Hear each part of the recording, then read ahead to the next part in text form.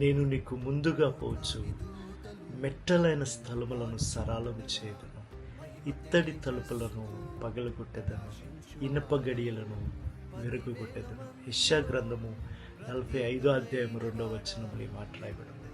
ఇది తను ఒక ప్రత్యేకమైన పిలుపుతో కోరేష్ని దేవుడు ఏర్పాటు చేసుకున్నప్పుడు అన్యుడైన కోరేష్తో దేవుడు చెప్తున్నాడు, నేను ముందు నడిచి నీ మార్గాన్ని ఎలా చేస్తాను.